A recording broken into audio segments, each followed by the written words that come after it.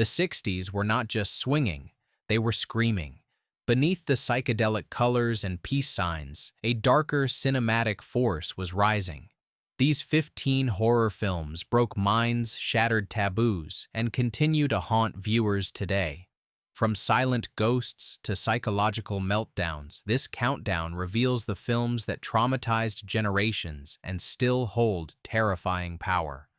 Dare to watch the past come alive? Number 15. Psycho, 1960. It began with a shower and ended with a scream that echoed across decades. When Alfred Hitchcock released Psycho in 1960, he shattered the rules of cinema itself. Audiences walked in expecting a crime thriller, but what they got was pure psychological horror. Marion Crane, the apparent lead, was brutally murdered just 30 minutes in. It left viewers shocked and traumatized. People fainted, some screamed. Theater owners begged Hitchcock to tone it down, but it was too late. The damage was done. The infamous shower scene, cut together with rapid edits and shrieking violins, rewired the human brain. The idea that someone could die so suddenly, so violently, and without resolution broke the mold. Add in Anthony Perkins' chilling performance as Norman Bates, and the film became a portrait of madness, masked in innocence. Psycho did not just traumatize audiences in the 1960s, it rewired horror forever. The black and white look, the slasher foreshadowing the twist, ending it all, left a cultural scar that has never fully healed. Even today, first-time viewers squirm as the knife slashes down and the music wails. Hitchcock's masterpiece was not just frightening, it was a dare, a brutal challenge to everything cinema held sacred, and it won. Number 14. Peeping Tom, 1960. Released the same year as Psycho, but banished into cinematic exile, Peeping Tom was too disturbing for its time. Directed by Michael Powell, this British psychological horror followed a man who filmed women at the moment of their death. It was a perverse mirror to the audience itself, and critics were merciless. They called it vile, disgusting career ending. Powell's career never recovered, but under the filth and voyeurism was genius. Peeping Tom explored trauma repression and the twisted roots of obsession. Mark Lewis, the killer, was both terrifying and pitiful. His camera was his weapon and his shield. Audiences were not ready to see themselves reflected in a murderer's lens. The film broke taboos that even Psycho tiptoed around. It wasn't murder from the shadows. It was intimacy turned inside out. Modern horror owes a quiet, blood-stained debt to Peeping Tom. It set the foundation for the found footage genre. It anticipated slasher psychology, and it asked hard questions about the nature of watching, questions that still haunt today's viewers. This is not just a movie, it's a confession, one that dares you to keep watching. Number 13. Eyes Without a Face, 1960. In the quiet countryside of France, a surgeon kidnaps young women to harvest their faces. His daughter lives in isolation, her own face destroyed in an accident. This is the eerie premise of Georges Franju's Eyes Without a Face, and it shook 1960s audiences to the bone. With poetic pacing and dreamy cinematography, this film was no simple horror. It was grief wrapped in surgical gauze. The mask worn by the disfigured daughter, Christiane, was both serene and ghastly. Her eyes floated in a blank porcelain void, haunting viewers long after the credits rolled. When the scalpel finally touches skin in the infamous surgery scene, even hardened critics had to look away. Some theaters banned it. Others cut the scene completely. But the horror was not in the gore. It was in the stillness, the silence. The love twisted into obsession. Today, Eyes Without a Face is recognized as a masterpiece of tone and unease. It combines fairy tale elegance with body horror dread. It forces us to ask what beauty is worth and what a father will sacrifice to reclaim it. Delicate, haunting, unforgettable, this film peels away more than flesh. It removes the mask we all wear. Number 12. Village of the Damned, 1960. The children were not screaming. They were silent. Too silent. and their eyes glowed with something not of this earth. Village of the Damned creeped under the skin of post-war audiences like a whispered threat. Based on John Wyndham's novel The Midwich Cuckoos, this British chiller told of a small village where all the women fall unconscious and then wake up pregnant. The children born from this event are pale, cold, telepathic, and disturbingly intelligent. The horror here is sterile, calm, and intellectual. There is no blood, no jump scares, no haunted houses. Just the overwhelming fear of being replaced by something emotionless and inhuman. The children are not monsters in the traditional sense. They are better than us, smarter than us, and utterly without empathy. The more the adults try to understand them, the more helpless they feel. Audiences in the 1960s were disturbed not by what the film showed, but by what it suggested. The idea of losing control over your body, your family, and your future struck a deep nerve. It was the Cold War. The threat of infiltration was real. And these children, they were invaders from within. Still today, Village of the Damned feels eerie and relevant. It's a cold whisper reminding us that horror doesn't have to shout. Sometimes it just needs to stare. Number 11, The Innocents, 1961. Not all ghosts rattle chains. Some hide behind innocence. The Innocents is one of the most quietly devastating horror films ever made. Based on Henry James' The Turn of the Screw, this British psychological thriller starred Deborah Kerr as a governess who believes the two children in her care are being possessed by spirits. Or are they? That question alone turned audiences inside out. There are no cheap scares here. Instead, the film builds dread with candlelight whispers and distant singing. The cinematography is stark black and white, capturing both the gothic splendor and the creeping terror. Kerr's performance is haunting, fragile, yet fierce as she unravels in the face of unseen forces, or maybe just her own mind. That ambiguity is what made viewers so uncomfortable. There were no answers, just questions that haunted long after the final shot. When The Innocents debuted in the early 60s, it stood apart from gore-soaked trends. It was elegant, eerie, and deeply personal. The idea that children might be complicit or possessed or simply damaged was taboo. Audiences left disturbed. Critics were shaken, and over time it has only grown in power. Even today, it is studied, respected, and feared. It is not just a ghost story. It is a psychological collapse caught in flickering candlelight. Number 10. Carnival of Souls, 1962. She walks among the living, but she's already dead. Carnival of Souls was made on a shoestring budget by a group of industrial filmmakers, yet what they created was a dreamlike nightmare that refuses to fade. Directed by Herc Harvey, this cult classic follows a woman who survives a car crash only to find herself haunted by pale-faced figures and drawn to a decaying pavilion. Nothing feels real. Everything feels wrong. The film barely registered when it first came out, but those who saw it never forgot. Its washed-out imagery, echoing organ score, and expressionless performances made it feel like something alien. Not quite horror, not quite fantasy. It occupied a space between worlds, and that made it terrifying. There was no safe ground, just the feeling that death was following close behind. Audiences were unsettled because Carnival of Souls did not explain itself. It tapped into something primal, a fear of isolation, of being seen but not heard, of walking among people who don't even know you're gone. Today, it is hailed as a masterpiece of low-budget horror, a film that proves mood can be more powerful than money. You don't need monsters to be afraid. You just need a ghost that looks like you. Number 9. Whatever Happened to Baby Jane, 1962. The horror was not in the shadows. It was on the stage. In Whatever Happened to Baby Jane, Bette Davis and Joan Crawford delivered one of the most psychologically disturbing performances of the decade. No ghosts, no monsters.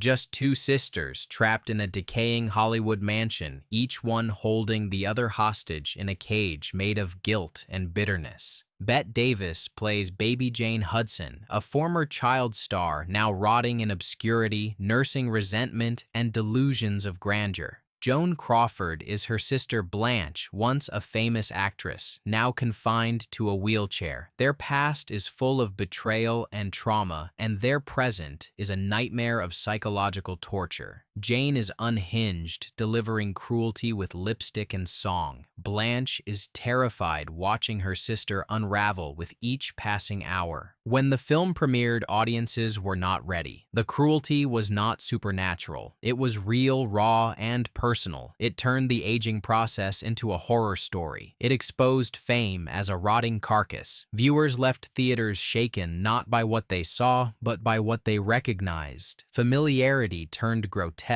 Even today, whatever happened to Baby Jane feels brutal. The performances are unforgettable. The breakdown is relentless, and the film's final scene, on a beach drenched in sunlight and madness, is as disturbing now as it was in 1962. Horror does not always wear a mask. Sometimes it wears makeup and sings lullabies.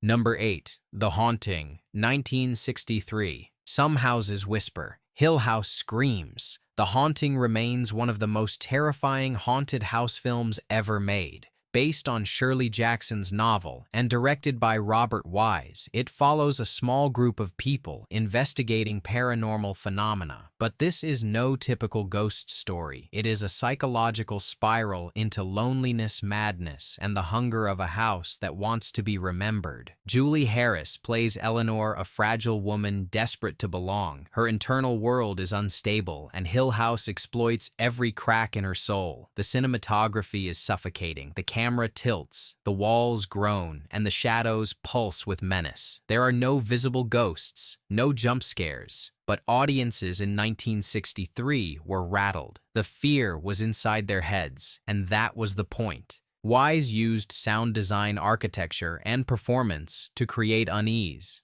Doors breathe, rooms lean, laughter echoes where there should be silence.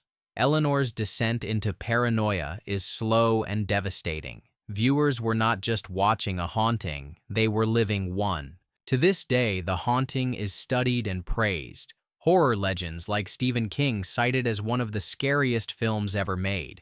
It proved that horror could be intelligent, artistic, and deeply human. When you close your eyes after watching it, you do not see a monster. You hear a house, and it is still calling your name. Number 7. Black Sabbath, 1963. Presented by Boris Karloff himself, Black Sabbath is an anthology that brought 3 nightmares to life and left viewers trembling across Europe and America.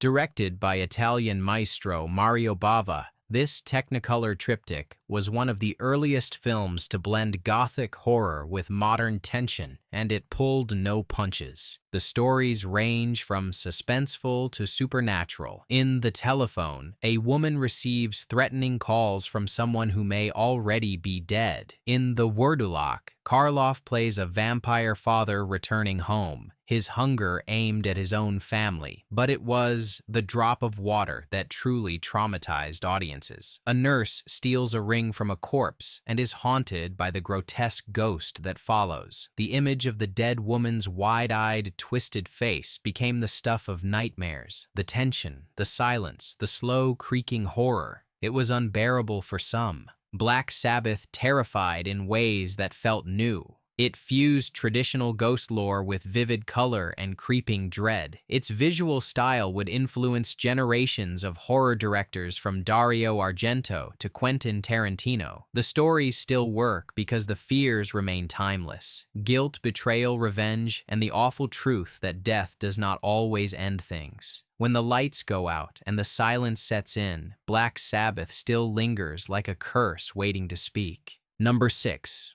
The Masque of the Red Death, 1964. In a time when horror was often black and white, The Masque of the Red Death arrived like a fever dream. bathed in crimson shadows and decadence. This Vincent Price and Roger Corman collaboration adapted Edgar Allan Poe's tale into a gothic nightmare so opulent it disturbed the soul.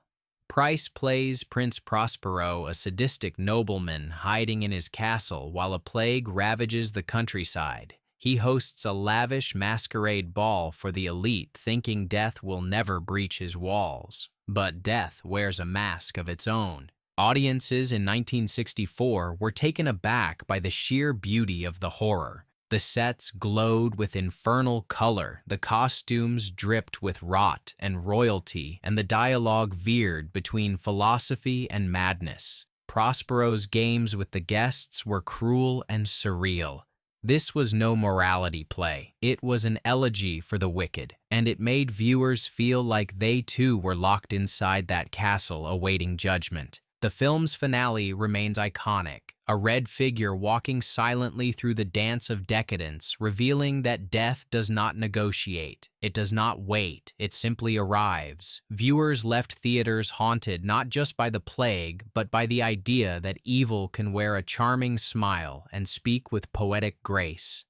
Even today, the Masque of the Red Death burns with relevance. It is horror wrapped in elegance, a dance with doom that still chills the skin. Number 5. Repulsion, 1965. What happens when a mind fractures so completely that reality ceases to exist? Repulsion answers this question in the most suffocating way imaginable. Directed by Roman Polanski and starring Catherine Deneuve, this film traps the viewer inside the mind of a young woman as she descends into madness. There are no monsters, just shadows, cracks in the wall, hands reaching from nowhere. The horror is psychological, and it is relentless. Deneuve plays Carol, a shy manicurist in London who becomes increasingly disturbed when left alone in her apartment. Her fear of men festers into hallucinations and eventually murder. As her mental state deteriorates, time warps, spaces distort, hallways stretch. The apartment becomes a prison of paranoia and dread. Audiences in 1965 were not prepared. They expected a thriller. What they got was a claustrophobic nightmare. The sound design was revolutionary. Tick-tocks, dripping faucets, whispers that may or may not be real. The silence in Repulsion was louder than any scream. Critics were stunned. Viewers walked out unsettled. The film offered no resolution, only a chilling portrait of untreated trauma. Its final shot, a childhood photograph, is a punch to the heart. Even today, Repulsion remains one of the most disturbing portrayals of psychosis ever captured on film. It does not rely on gore or jump scares. It invites you to live inside a breaking mind, and once you are in, you will want out, but there is no door.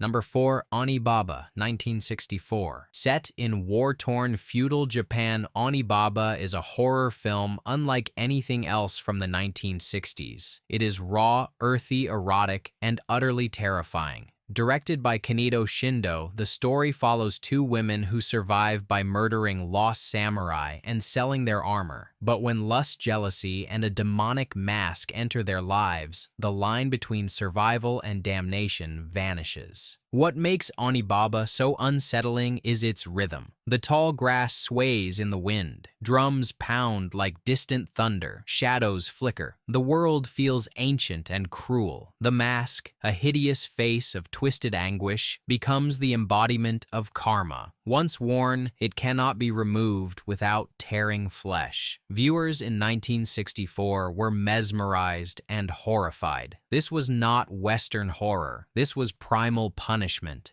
The film is loaded with metaphor. War corrupts, desire consumes, and judgment arrives not with fire but with silence. Even when the supernatural is absent, the atmosphere alone keeps you on edge. The violence is sparse but brutal, the sexuality is bold and discomforting, and the ending, a desperate run through endless reeds with a curse at the heels, is unforgettable. Onibaba still works because it taps into fear beyond culture. It is not just about ghosts, it is about guilt, about consequence, and about how sometimes the real horror is what we are willing to do just to survive another day. Number 3. Kuroneko, 1968. Set in the ruins of feudal Japan, Kuroneko tells a tale of ghostly revenge that is both breathtakingly beautiful and deeply unsettling. Directed by Kaneto Shindo, the same mind behind Onibaba, this film uses shadow and silence as its weapons. The plot unfolds like a ghostly dance. Two women raped and murdered by samurai return from the afterlife to lure and kill wandering warriors. But when one of their victims is their own son returned from war, tragedy unravels. Unlike Western horror, Kuroneko is quiet, poetic, and filled with spiritual dread. It is shot in high-contrast black and white with scenes of eerie moonlight, bamboo groves, and mist-covered ruins. Every frame feels like a painting, and every movement carries ritualistic weight. There are no screams, no blood, just whispers of vengeance and sorrow. When it released in 1968, audiences found themselves hypnotized. It was horror, but it was also a ghost story, in the most literal folkloric sense, tied to Japanese beliefs about spirit suffering and karma. It did not chase viewers. It invited them into the void. Today, Kuroneko is revered for its meditative pacing and emotional resonance. It is a tale of love twisted into retribution, a mother's grief turned into fury, and a son's honor corrupted by fate. Haunting, timeless, and utterly unique, it proves that the scariest ghosts are the ones who only want to be heard. Number 2. Rosemary's Baby, 1968. When Roman Polanski adapted Ira Levin's novel into Rosemary's Baby, he didn't just make a horror movie, he created a cultural earthquake. This was horror in broad daylight, horror with nice neighbors and clean apartments, horror wrapped in trust and smiles, and that made it more terrifying than any monster in the dark. Mia Farrow plays Rosemary Woodhouse, a young wife, slowly realizing that her unborn child may not be human. The terror is psychological and social. Her husband sells her trust for success. Her doctors dismiss her pain. Her neighbors watch her every move with unsettling warmth. There is no escape because no one believes her. And by the time the truth is revealed, it is already too late. Audiences in 1968 were not ready. The idea of satanic cults hiding behind polite society was outrageous, and it worked. The final cradle scene sent chills through theaters. The whispered chant, "Hail Satan," made some walk out. Others could not sleep for days. It was too real, too possible. Even now, Rosemary's Baby remains one of the most chilling portrayals of paranoia, betrayal, and control. It proves that horror can be gentle until it is not, that the enemy might live next door, and that sometimes motherhood is not a miracle. It is a curse disguised in a lullaby. Number 1. Night of the Living Dead, 1968. George A. Romero made it for peanuts, but when Night of the Living Dead hit theaters in 1968, it hit like a bomb. Nobody had seen anything like it. The dead rising with blank eyes, the living tearing each other apart, the breakdown of society in real time. It wasn't just a movie, it was a mirror, and people were horrified by what they saw. The plot is now legend. A group of strangers barricade themselves in a farmhouse as the dead come back to life and hunger for flesh. But the zombies aren't the real enemy. It's the fear, the mistrust, the failure to cooperate. Romero's casting of a black actor, Dwayne Jones, as the lead was radical for the time. The ending, where he is mistaken for a threat and shot, was even more radical. It was horror rooted in social truth. Audiences were traumatized, children wept, parents were outraged, critics were divided. But one thing was certain, the world had changed, the horror genre had changed, the rules were gone, the dead walked, and there was no happy ending. Today, Night of the Living Dead still feels raw, still feels dangerous. It invented the modern zombie. It exposed the rot under the surface of the American dream, and it did it with unflinching grit. This was not just horror, this was rebellion. These 15 films shattered minds and rewrote what horror could be. From ghostly whispers to psychological breakdowns, their terror still lingers. Which of these haunted you the most? Let us know below and subscribe for more cinematic chills. The past never sleeps, and neither will you after watching these nightmares return.